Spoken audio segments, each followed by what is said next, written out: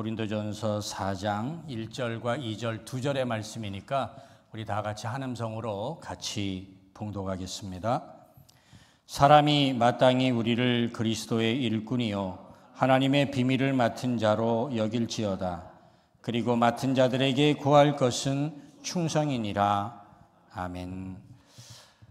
오늘부터 우리 재직 수련회를 앞으로 한 달 동안 진행을 하도록 하겠습니다. 4번 모일 텐데 그 중에 한 번은 우리 재직 헌신 예배로 모이게 됩니다. 그래서 저하고 여러분이 재직 수련회를 3주에 걸쳐서 같이 우리 재직이 무슨 일을 해야 되고 또 우리 교회에 처해 있는 우리의 환경과 상황에서 우리가 어떻게 이 재직의 일을 잘 감당해 나갈 것인가 저하고 여러분이 같이 생각하면서 또 하나님의 은혜를 나누는 시간이 되었으면 좋겠습니다. 근데 사실은 재작년 1월 달에 재직 수련회를 할 때 그때 여러분하고 다 이야기했던 내용들이에요.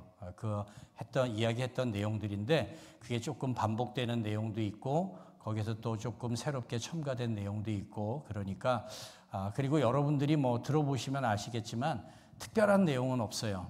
여러분들이 그동안 재직의 일을 잘 감당해 오셨고 그렇게 해 오셨기 때문에 이미 다 알고 있는 그러한 내용들입니다.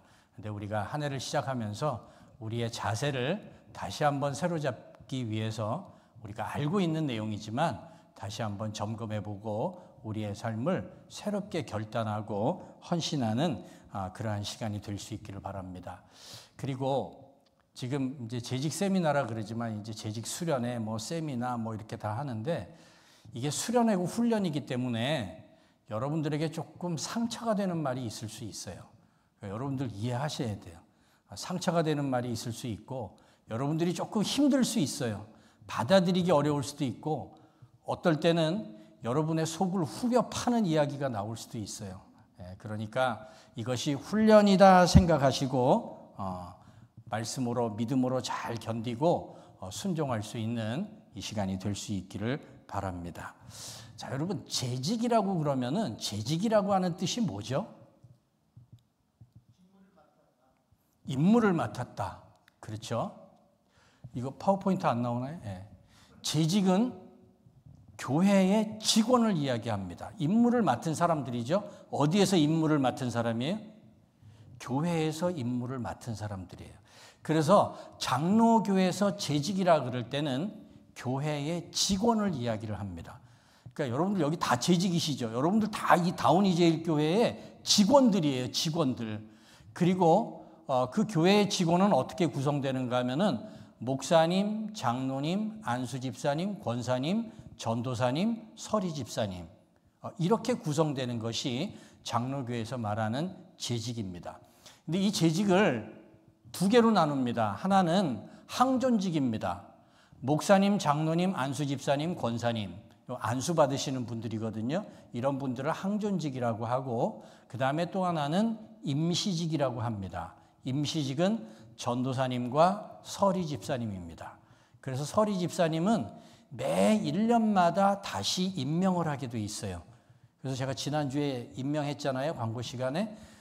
그 전에 서리집사님 하시던 분 그대로 다 임명하고 금년에 새로 되시는 분들 임명합니다 하고 임명했듯이 임시직은 전도사님과 서리집사님을 임시직이다 이렇게 이야기를 합니다. 그래서 우리 장로교에서는 재직이라 그러면 항존직과 임시직으로 나누어지게 됩니다.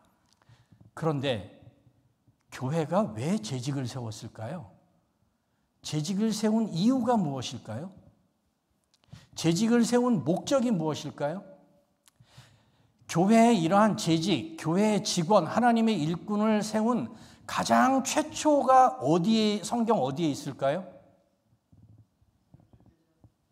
사도행전 6장에 있어요. 사도행전 6장에 무슨 이야기가 나오죠? 교회가 구제를 하는데 헬라파 과부들을 구제하고 히브리파 과부들을 구제했어요. 그런데 하다 보니까 히브리파 과부들은 구제를 받는데 헬라파 과부들은 이 구제에서 소외되거나 빠지거나 히브리파 과부들보다 조금 덜 받거나 이러한 일이 생겼어요. 그러니까 헬라파 과부들이 부에딱지가 나거든. 그래서 문제를 제기했어요. 왜 차별을 하느냐? 히브리파와 헬라파를 왜 차별을 하느냐? 그래서 교회에 문제 제기를 했어요. 다시 말하면 히브리파와 헬라파 사이에 갈등이 생겼다는 거예요. 그래서 사도들이 이 문제 때문에 교회가 어려움을 겪기 시작했어요. 성령으로 시작된 교회가 사도행전 6장에 와서 갈등이 생기면서 다툼이 생기고 분쟁이 생겼어요. 사도들이 생각을 했어요. 이 문제를 어떻게 해결해야 될 건가? 그래서 사도들이 짜는 방법이 뭐예요? 집사님들을 세우자. 교회의 재직을 세우자. 교회의 일꾼을 세우자. 그래서 몇 명을 뽑았어요?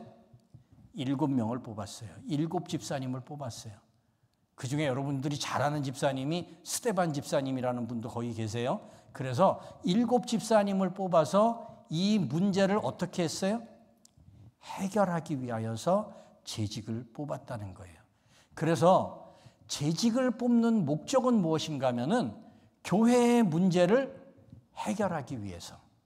여러분 따라해 봅시다. 재직은 교회의 문제를 해결하는 사람이다. 여러분 이걸 분명히 하셔야 돼요. 재직은 교회의 문제를 해결하는 사람이에요. 그것을 고치라고, 그것을 해결하라고 세워준 사람이에요. 그런데 많은 교회들이 어떻게 하고 있는가 하면은 재직을 교회의 문제를 해결하라고 세워놨는데 교회의 문제를 만드는 재직들이 있어요. 여러분 그렇게 하면 재직의 일을 감당하는 거예요? 못하는 거예요? 못하는 거예요. 그러니까 재직들은 교회의 문제를 만들면 안 돼요. 더 나아가서 재직이 교회의 문제가 되는 사람들이 있어요. 여러분 그 국가에서 경찰을 왜 만들어 놨어요? 도둑질하는 사람 잡으라고, 남 두드려 패는 사람 못 두드려 패게 하라고, 그걸 막으라고 경찰을 만들어 놨는데 경찰이 돌아다니면서 도둑질하고 다니고 남 두드려 패고 다니면 되겠어요? 안 되겠어요? 여러분 재직이 그런 일이라는 겁니다. 교회에서, 믿음의 공동체에서 사람이 모인 곳은 어디나 다 문제 있어요. 어디나 다 갈등이 생겨요. 그런데 재직을 세워줬어요. 그럼 그 재직은 뭐 해야 돼요? 그 갈등을 해결하기 위해서 노력하는 거예요. 그 문제를 고치기 위해서 노력하는 거예요. 문제가 되면 안 되고 문제를 만들면 안 돼요. 재직들은 교회의 재직으로서 내가 그리스도의 일꾼으로서 맡은 자의 일에 충성하기 위해서는 절대로 나에게 맡겨주신 일 이외에 내가 문제를 만든다거나 내가 문제가 되는 사람이 된다거나 그렇게 되면 안 된다는 사실이에요. 문제를 해결하는 재직으로 우리가 살아가야 된다는 것입니다. 제가 다른 교회 임직식에 가면은요, 제가 설교를 하거나 또는 권면을 할 때 꼭 하는 이야기가 있어요. 근데 우리 교회에서는 저에게 그런 기회가 없을 것 같아서 제가 이 시간에 여러분들에게 이야기를 하나 해드릴게요. 자, 제가 주일학교 선생님으로부터 들은 이야기인데 우리 재직들이 꼭 들어야 할 이야기라고 생각이 됩니다. 닭하고 개하고 돼지하고 죽어서 하나님 앞에 갔대요. 근데 이제 닭이 죽어갖고 하나님 앞에 온 거야. 근데 하나님이 물어보시는 거야, 닭에게. 야, 너는 세상에 살면서 무슨 일을 하다 왔냐? 그러니까 닭이 뭐라 그랬는가 하면은, 예, 하나님, 저는 항상 새벽마다 일찍 일어나서 노래를 해가지고 잠자고 있는 사람들의 그 잠을 깨워서 새벽에 일찍 일하러 나가도록 그렇게 했습니다. 그러더래요. 그때 하나님이, 야, 너 참 잘했다. 너 수고했다. 그래서 내가 너에게 상을 줘야 되겠다. 그리고 상을 주려고 딱 보니까 그때까지 닭 머리에 아무것도 없었대요. 그래갖고 하나님이 일로 나와라. 그래갖고 그 닭 머리에다가 벼슬을 하나 딱 붙여줬대요. 그래서 그 다음부터 이 닭 머리에 벼슬이 생겼대요. 믿거나 말거나죠. 두 번째로 이제 개가 하나님 앞으로 왔어요. 그래서 하나님이 개한테 물어봤어요. 야, 너는 세상에서 뭐 하다가 여기에 왔느냐? 그랬더니 개가 이렇게 대답을 했대요. 예, 하나님, 저는 세상에 있는 동안에 우리 주인의 재산을 지키기 위하여 밤에 도둑이 못 오도록 항상 내가 긴장하고 우리 주인의 재산을 지켰습니다. 그러더래요. 그러니까 하나님이 또 이 개를 보니까 너무 기특한 거야. 그래갖고 너 참 잘했다. 내가 너에게 상을 줘야 되겠다. 그리고 가만히 보니까 그때까지 개 다리가 3개였대요. 그래서 하나님이 야, 너 걷는 게 불편하니까 내가 다리 하나 더 붙여줄게. 그래갖고 한 다리를 하나를 상으로 딱 더 붙여줬대요. 그래서 지금도 개는 볼일을 볼 때 한쪽 다리를 들고 보잖아요. 그 다리가 그 다리래요. 믿거나 말거나. 세 번째로 돼지가 왔어요. 돼지가 와가지고 하나님 앞에 딱 와서 이제 하나님이 물어봤어요. 돼지야, 너는 세상에서 뭘 하다 왔냐? 저는요, 그래도 세상에서 부자인 좋은 주인을 만나가지고 맨날 좋은 거 먹고 마시고 놀고 자다가 또 먹고 놀고 자다가 그러다가 왔습니다. 그러더래요. 그래서 하나님이 그래, 너 좀 앞으로 좀 가까이 와봐라. 그때까지만 해도 돼지코가 이렇게 길게 나와갖고 멋있게 생겼었대요. 근데 하나님이 가까이 오라 그러고 하나님이 주먹으로 돼지코를 빵 쳐가지고 지금처럼 코가 팍 들어갔다는 거예요. 자, 이 이야기를 제가 주일학교 때 주일학교 선생님으로부터 들었습니다. 그러면서 우리한테 이렇게 이야기하는 거예요.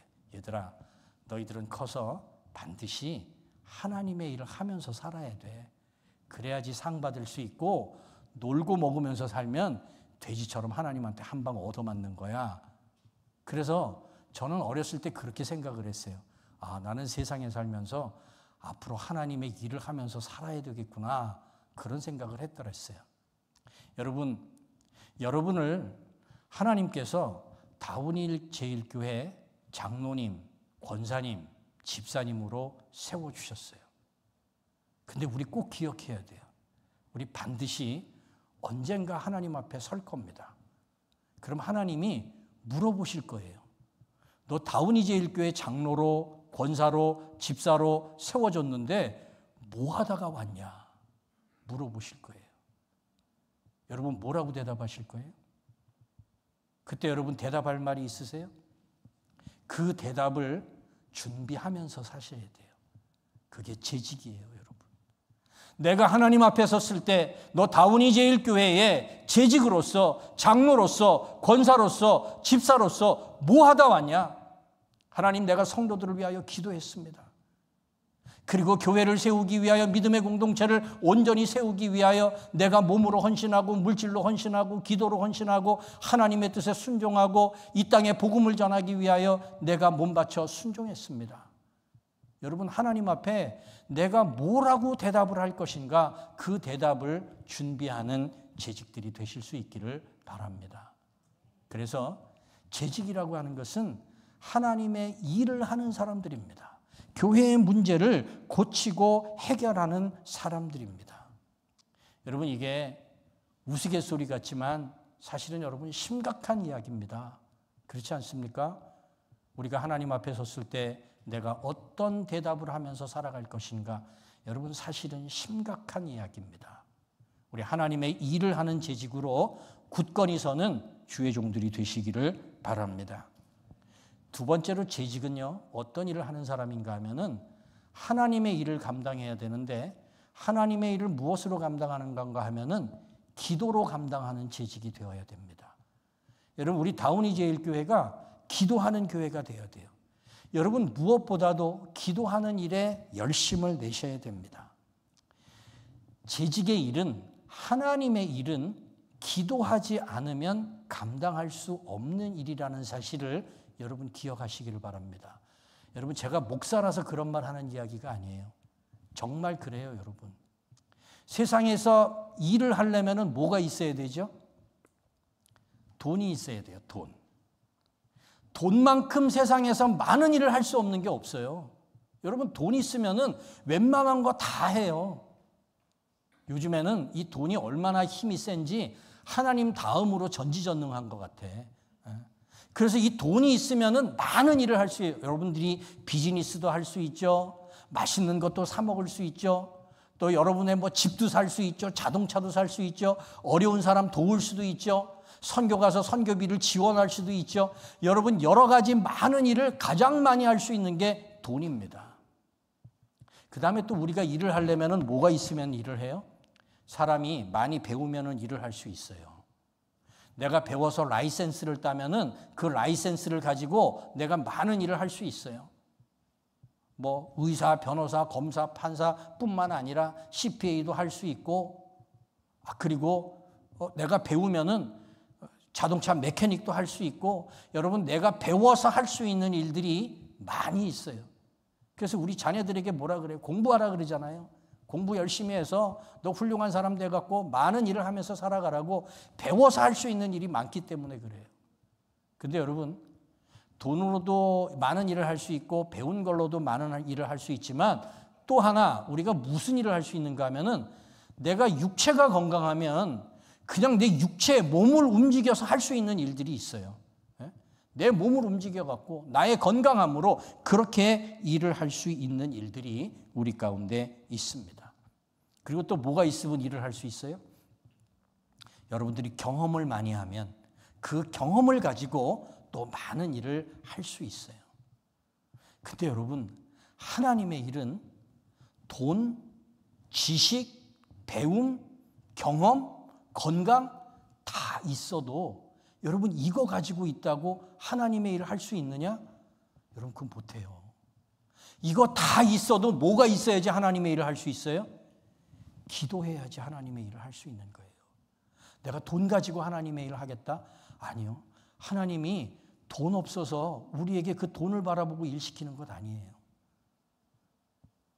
내가 배워서 내가 지식이 있어서 그걸로 하겠다? 하나님이 몰라서 배운 사람에게 일을 맡기는 거 아니에요.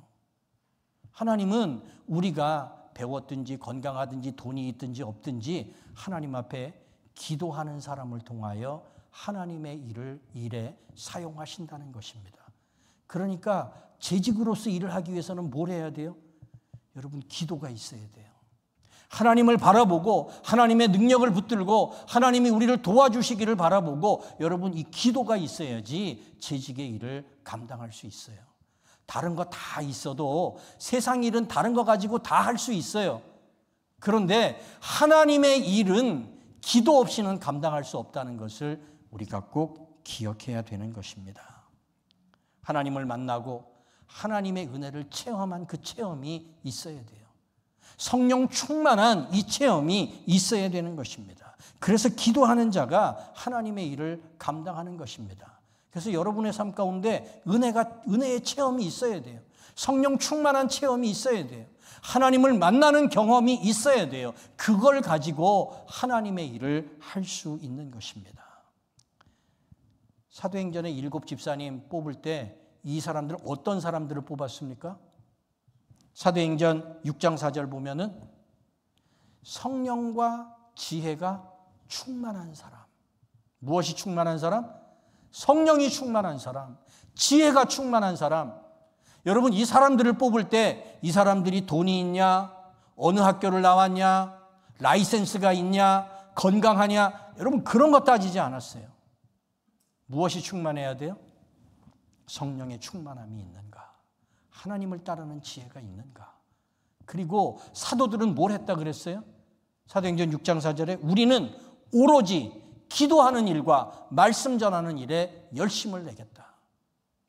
여러분, 하나님이 하나님의 일꾼 세우는데 우리가 생각하는 인간적인 조건을 따지지 않았습니다. 기도하는 사람으로, 은혜 받는 사람으로, 성령 충만한 사람으로 하나님의 일을 맡기셨던 것입니다. 성경에 보면은 하나님의 일을 한 많은 사람들이 있어요. 여러분, 그 사람들의 공통점이 뭐예요? 하나님 앞에 기도했던 사람들이에요. 하나님을 만나고 하나님 앞에 자기의 전부를 들여서 하나님 앞에 헌신하며 기도했던 사람들이에요. 공부를 많이 한 사람도 있어요. 그런데 공부를 좀 못한 사람도 있어요. 가진 게 많은 사람도 있었어요. 그런데 가진 게 없는 사람도 하나님 앞에 붙들렸어요. 건강한 사람도 하나님의 일을 했어요. 건강하지 못한 연약한 사도 바울 같은 사람도 하나님의 일을 했어요.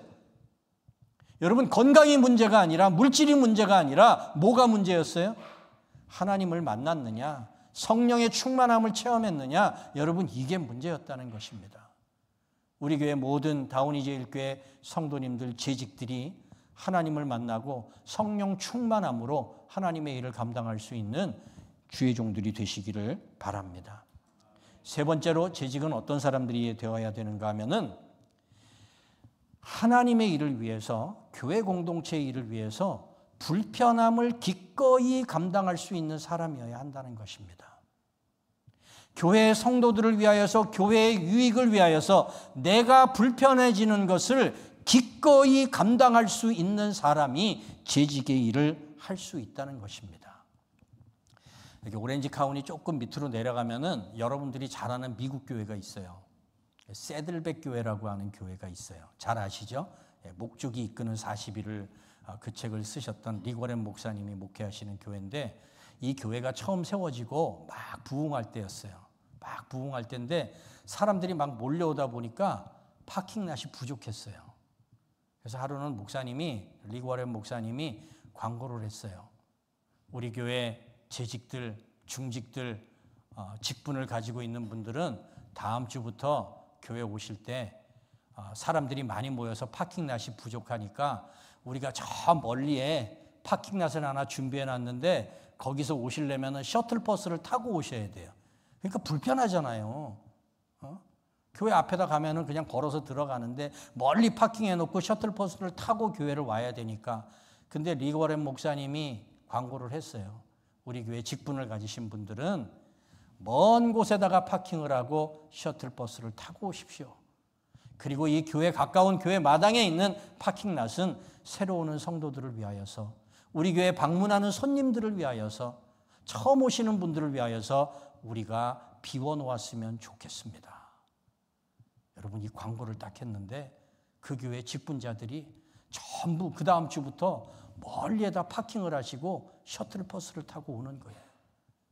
새로 오시는 분들을 위하여, 우리 교회 방문하는 손님들을 위하여 교회의 직분자들이, 교회의 중직자들이 기꺼이 그 불편함을 감당하겠다라는 것입니다. 여러분, 이것이 우리 교회의, 우리 재직의 우리의 모습이라고 그렇게 생각이 됩니다. 교회를 위하여, 성도들을 위하여 우리가 불편함을 기꺼이 감수하는 것. 나의 편안함과 나의 유익이 아니라 교회의 유익과 성도들을 먼저 생각할 수 있는 마음. 여러분, 이 마음을 우리가 가지고 우리 주의 몸된 교회를 같이 섬기며 살아갈 수 있는 우리의 삶이 될 수 있기를 바랍니다. 그래서 우리의 눈은 항상 무엇을 보는가 하면은, 우리 성도들에게 필요한 것이 무엇인가? 그리고 내가 불편하지만 내가 저들을 섬길 수 있는 방법이 무엇인가? 여러분, 그것을 보고 그것을 실행할 수 있는 우리 재직들이 되실 수 있기를 바랍니다. 교회를 운영하다 보면은 재정적으로 어려워질 때가 있어요. 재정적으로 어려워지면 대부분의 교회들이 가장 먼저 뭐 합니까? 선교비를 줄여요. 선교비를 줄여요.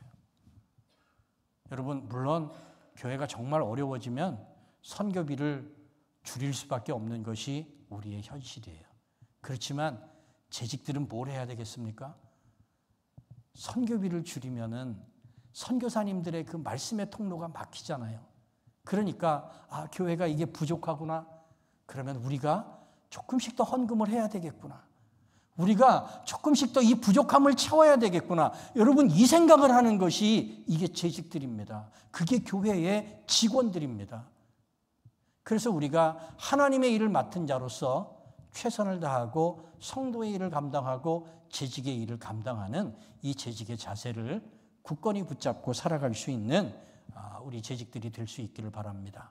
앞으로 다음 주와 그리고 그 다음 주에 재직이 해야 될 일이 무엇인가 하나씩 제가 다시 설명을 드릴 거예요.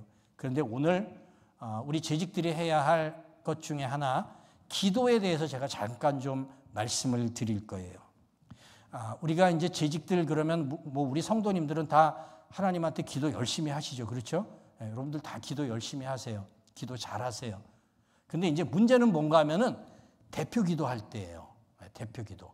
우리 뭐 개인 기도야 뭐 하나님 앞에 뭐 형식이나 뭐 이런 거 구애받지 않고 하나님과 대화하듯이 하면 되는데, 우리 대표 기도는 조금 그렇지가 않다는 거예요. 사람들이 공포심을 느낄 때가 있어요. 극도의 공포심을 느낄 때가 있어요. 언젠지 아세요? 사람들이 극도의 공포심을 느끼는 때가 높은 곳에 올라갔을 때, 고소공포증이라는 게 있잖아요. 그래갖고 번지 점프하러 올라가면은 막 다리가 후들후들 떨리고 막 아무것도 생각이 안 나고 그러잖아요.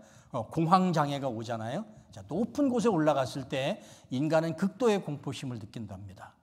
두 번째로 인간이 공포심을 느끼는 때가 있는데 언젠가 하면은 깊은 물에 들어갔을 때, 그때 인간은 또 극도의 공포심을 느끼고 우리 머릿속이 하얘진답니다. 뭘 어떻게 해야 될지 모르고.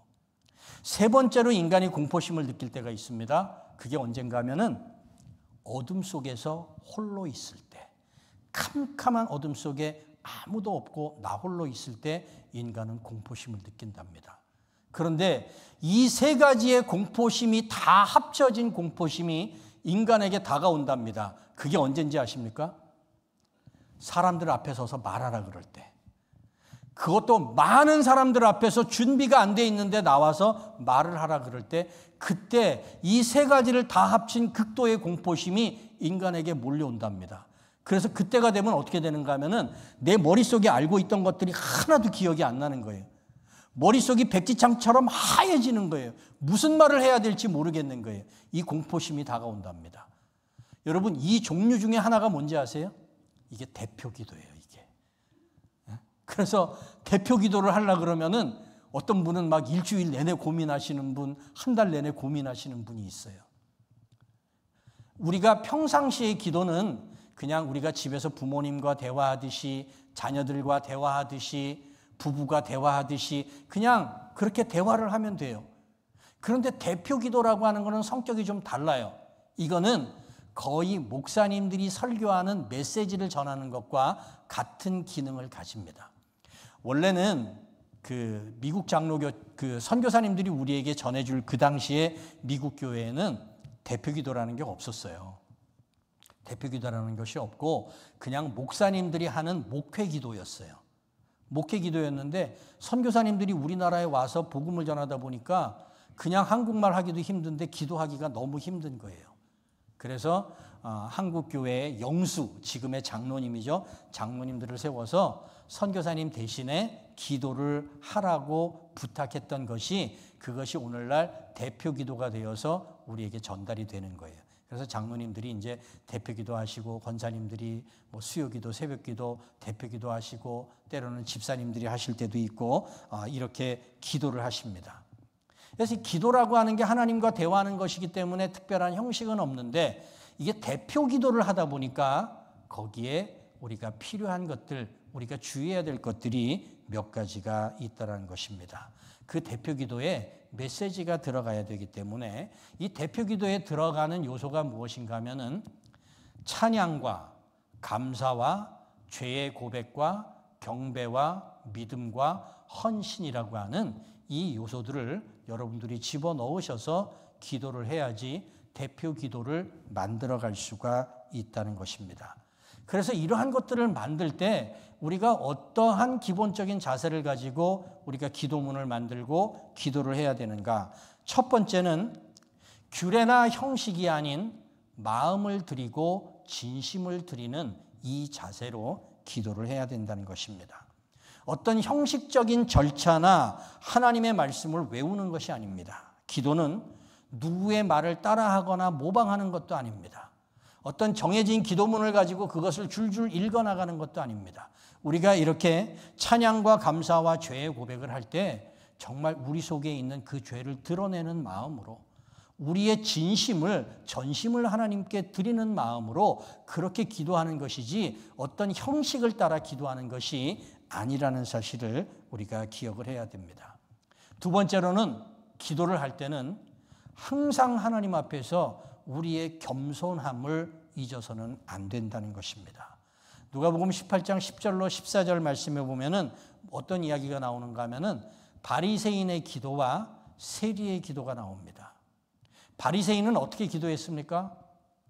모든 사람들이 다 볼 수 있게끔 자기가 기도하는 모습을, 기도하는 티를 내면서 큰 길거리에 서서 두 손을 크게 들고 뭐 하나님이요 이렇게 하면서 사람들에게 자기의 기도하는 모습을 보여줍니다. 나는 의롭습니다. 나는 저 이방인들과 같지 않음을 나는 하나님 앞에 감사합니다. 나는 오늘도 하나님 앞에 금식했습니다. 나는 오늘도 하나님 앞에 기도했습니다. 나는 오늘도 하나님 앞에 정결 예식을 행했습니다. 여러분, 이게 다 뭐예요? 자기의 의의를 나타내는 거예요. 자기의 자랑을 하는 거예요. 하나님, 내가 이런 일을 했습니다. 내가 오늘 하나님 앞에 금식하며 살았습니다. 하나님, 금식하라고 그랬는데 내가 금식하고 내가 계명을 다 지켰습니다. 자기의 의의를 드러내고 자기를 자랑하는 거예요. 자기가 한 일을 갖다가 나열하는 거예요. 여러분, 그게 기도가 아니라는 겁니다. 세리는 어떻게 기도했습니까? 자기의 가슴을 치면서 하나님, 나는 하나님 앞에 설 수 없는 죄인입니다. 나는 하나님의 얼굴을 볼 수 없는 죄인입니다. 여러분, 이 자기의 죄를 고백했다는 거예요. 예수님이 누구의 기도를 들으신다 그러셨어요? 그 세리의 기도, 죄인의 기도를 들으신다는 것입니다. 그래서 여러분, 우리의 기도가 나의 의를 나타내는 것이 아니라 하나님의 의로 우리가 구원받게 되었음을 기도하는 이 기도가 있어야 된다는 것입니다. 세 번째로는 우리의 기도에 죄의 고백이 있어야 됩니다. 여러분, 기도할 때 우리 가장 중요한 것이 하나님, 내가 하나님 앞에서 죄인입니다. 내가 오늘도 이러이러한 죄를 저질렀습니다. 여러분, 이 죄의 고백이 우리의 삶 가운데 반드시 이루어져야 됩니다. 천주교에서는 뭘 합니까? 이 죄를 고백하는 걸 뭐라 그러죠? 고해성사라 그래요. 고해성사. 천주교에서는 모든 것이 이 의식으로 다 이루어집니다. 그래서 죄의 고백도 고해성사를 해야지 용서받을 수 있는 거예요. 결혼도 혼배성사를 해야지 결혼이 성립이 되는 거예요. 뭐 우리처럼 그냥 어디 호텔에 가갖고 뭐 누구 모시고 결혼했다 그러면 천주교에서는 인정 안 해요. 거기에는 반드시 성례를 거쳐야지, 종유성사를 해야지 사람의 몸이 치유받고 사람이 죽는 것도 그 성사를 통해서 구원으로 인도하고 하나님 나라 갈 수 있는 거예요. 그런데 이제 천주교에서 그런 경우가 있잖아요. 막 어떤 분이 천주교 신자인데 운전하다가 차하고 꽝 부딪혀갖고 사고로 돌아가셨어. 그러면은 그 종유성사를 못하고 돌아가신 거예요. 이 종유성사가 맞는지는 모르겠어요. 죽음, 그 장례를 하는 성사가 있거든요. 예. 그런데 그 장례 성사를 못한 거야. 그러면 이 사람이 어디로 가요? 성사를 못했기 때문에 연옥으로 가야 되는 거예요. 그래서 그 연옥에서 대기하고 있다가 그 다음에 천국 가는 거예요. 주님 다시 오실 때. 그래서 연옥이라는 게 천주교에는 있어야 돼요. 그런데 우리 개혁교회는, 프로테스탄트 처치는 종교개혁자들이 개혁을 하면서 그 성례식을 다 없애버렸어요. 성례식이 필요 없다. 우리는 직접 하나님께 기도한다라고 이렇게 주장을 해서 기독교의 그 프로테스탄트 처치의 성례식은 딱 두 개예요. 뭐예요? 세례와 성찬. 천주교에는 7개가 있어요. 성사가, 성례 성사가. 그런데 우리 프로테스탄트 처치에는 세례와 성찬 딱 2개만 인정을 해요. 죄는 반드시 신부님을 찾아가서 천주교에서는 신부님에게 고백을 하고 고해성사를 하고 신부님에게 용서받았다라고 하는 사죄의 선언을 들어야 돼요. 그런데 마틴 루터가 종교개혁을 하면서 신부님에게 찾아갈 필요 없다. 우리에게는 중보자 예수 그리스도가 계시니까 예수님의 이름으로 기도하면 우리는 죄사함을 얻을 수 있다. 그래서 우리는 여러분들이 뭐 따로 뭐 목사인 저에게 찾아와서 내가 이러이러한 죄를 저질렀습니다. 그렇게 이야기 안 하잖아요. 그냥 여러분들이 기도해서 하나님 앞에 용서받는 거예요. 근데 그러다 보니까 한 가지 문제가 있어요. 무슨 문제가 있는가 하면은 고해성사를 안 해도 돼요. 그러다 보니까 개신교인들에게 있는 문제가 뭔가 하면은 고해성사를 안 해도 돼? 그러면 내가 내 죄를 지은 것을 하나님 앞에 고백하지 않아도 돼. 이렇게 생각하는 경우가 종종 있어요. 여러분, 고해성사를 하지 않아도 된다는 것이지 죄의 고백을 하지 않아도 된다는 이야기는 아니에요. 그렇죠, 여러분? 고해성사는 하지 않아도 돼요. 매일매일 찾아가서 뭐 내가 이런 죄를 저질렀습니다. 그걸 신부님에게 이야기할 필요는 없어요. 그렇지만 내가 죄를 지었으면 하나님 앞에 내 죄를 고백하고 용서받아야 되는 거는 그거는 계속해야 되는 일이에요. 고해성사 하지 않아도 된다고 해서 내가 내 죄를 고백하지 않아도 된다라고 하는 말은 아니에요. 우리 그거를 착각해서는 안 됩니다. 그래서 우리는 이 죄의 고백을 어떻게 하는 거예요? 하나님 앞에 기도하면서 하나님, 내가 오늘 이러이러한 죄를 지었습니다. 하나님 앞에 내가 잘못했습니다. 내가 욕심을 부렸습니다. 내가 말을 잘못했습니다. 내 욕망대로 살았습니다. 하나님의 뜻을 구하지 않고 내 뜻대로 살았습니다. 하나님 용서해 주십시오. 여러분, 이 용서를 받아야 되는 것이 우리 프로테스탄트 처치, 우리 교회에 우리 재직들이 기도하면서 살아가야 할 우리의 삶이라는 것입니다. 네 번째로 우리가 기도할 때는 하나님의 뜻을 구하는 기도가 있어야 됩니다. 내 뜻대로 하는 것이 아니라 하나님의 뜻이 우리의 삶을 통하여 이루어지기를 기도하는 것입니다. 마태복음 26장 39절에서 44절까지는 예수님의 겟세마네 동산의 기도가 나옵니다. 이때 예수님이 기도하신 것을 여러분들 다 잘 아시죠?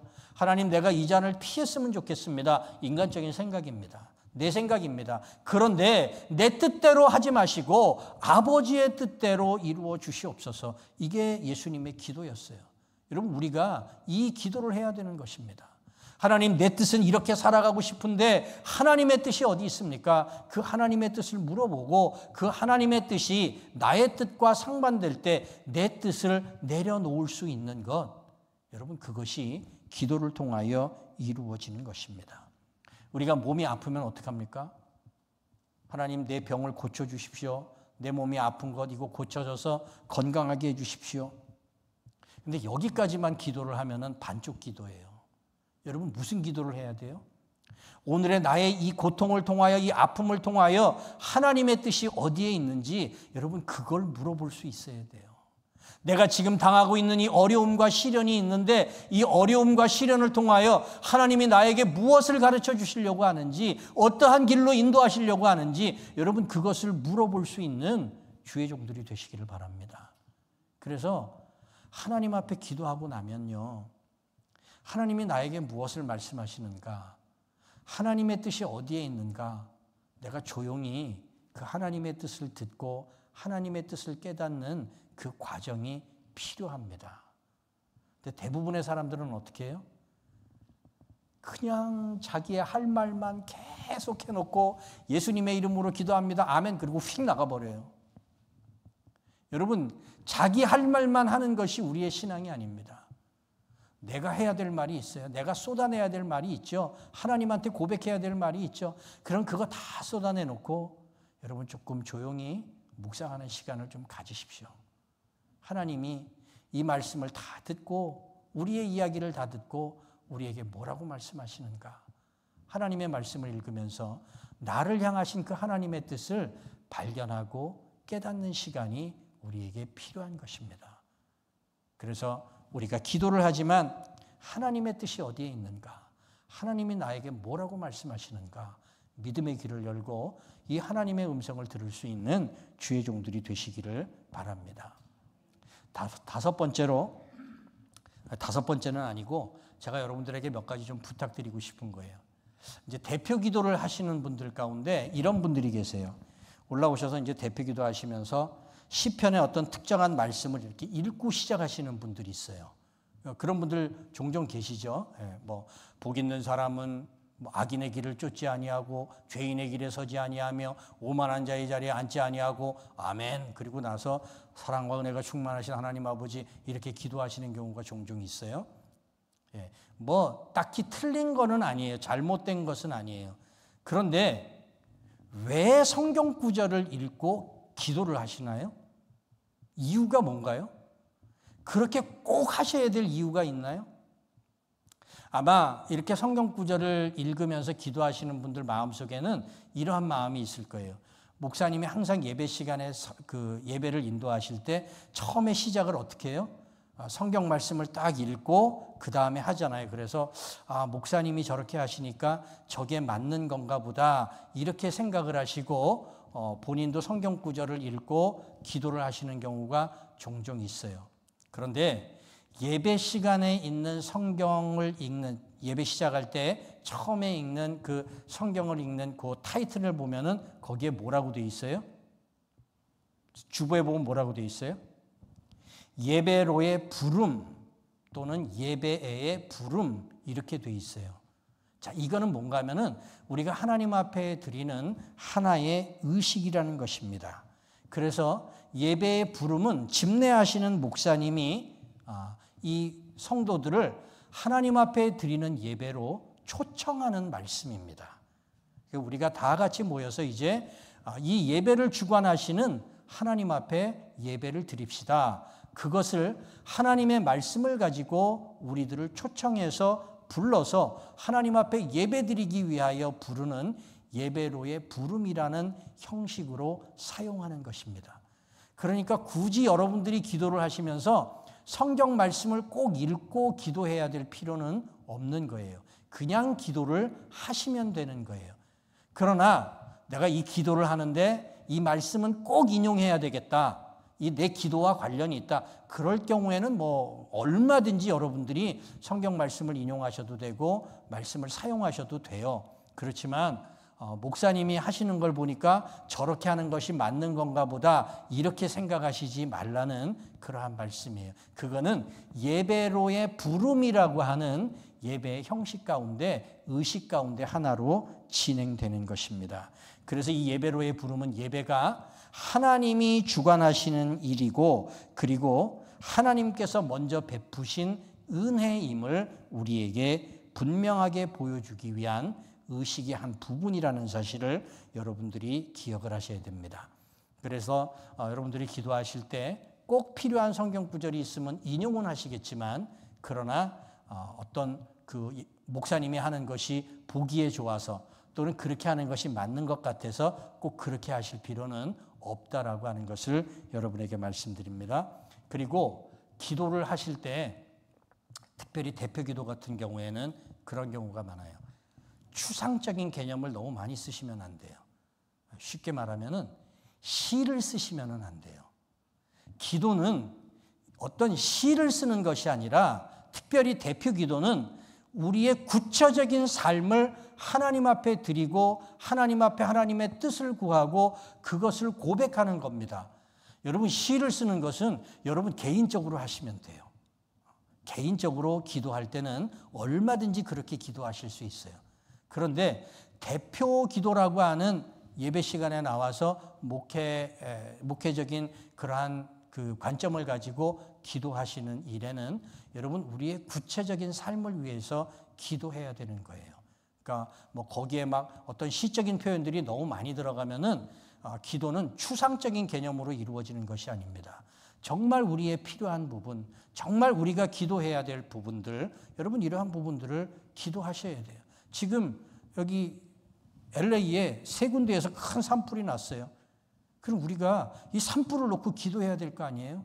하나님 이 산불이 속히 진화될 수 있도록 그것 때문에 어려움을 당하고 슬픔을 당하고 자기의 있는 그 삶의 근거지를 잃어버리는 사람들, 여러분 이런 사람들을 위해서 기도하고 또 자연이 훼손되니까 하나님이 우리에게 주신 자연, 여러분 이런 구체적인 일을 놓고 기도를 하는 것입니다. 구약으로부터 내려오는 하나님의 종들이 하나님의 일꾼들이 기도했던 내용들을 보십시오. 여러분 거기에 추상적인 개념이 별로 없어요. 다윗이 시편을 많이 써서 추상적인 개념을 많이 쓴 것 같죠. 그러나 다윗은 그 이야기를 할 때 철저히 자기 삶의 근거에서 하나님 앞에 기도를 드립니다. 하나님 내 대적이 내 주변에 나를 둘러치고 있습니다. 내 대적들이 산과 같이 으르렁거리는 사자같이 나를 잡아먹으려고 하고 있습니다. 그런데 하나님 이러한 속에서도 나는 하나님만을 의지하며 살아가겠습니다. 하나님만을 붙들고 살아가겠습니다. 내가 사망의 음침한 골짜기로 다닐지라도 내가 해를 두려워하지 않을 것은 하나님이 나와 함께 하심을 믿습니다. 여러분 자기의 구체적인 삶을 가지고 기도하는 겁니다. 우리의 구체적으로 삶으로 부딪히는 일들을 가지고 하나님 앞에 기도하는 겁니다. 그래서 여러분 이제 앞으로 우리 집사님, 장로님, 권사님들 어디 가서 기도하실 일이 많아요. 어디 신방을 가면은 목사님이 갑자기 기도시켜요. 이제 이 가정을 위해서 기도해 주십시오. 그러면 여러분들은 항상 그 기도할 준비를 하시고 가셔야 돼요. 목사님하고 같이 갈 때 언제 저 목사가 나한테 기도시킬지 모른다. 여러분 이 생각을 딱 하시고 기도할 수 있는 준비를 항상 하시고 다니셔야 돼요. 거기에서 무턱대고 성경 읽지 마시고 거기에서 무턱대고 시를 쓰지 마시고 이 가정을 위하여, 이 가정의 구체적인 필요를 위하여 이 가정을 하나님이 선한 길로, 의로운 길로 인도해 주시기를 그렇게 기도할 수 있는 우리 재직들이 될 수 있기를 바랍니다. 지금 오늘은 8시 28분 여기까지 하고 마치겠습니다. 이제 다음 주에 또 우리 재직들이 해야 할 구체적인 일들을 여러분들 다 알고 계시는 것이지만 하나씩 하나씩 같이 짚어나가면서 같이 공부를 하도록 하겠습니다. 기도하겠습니다.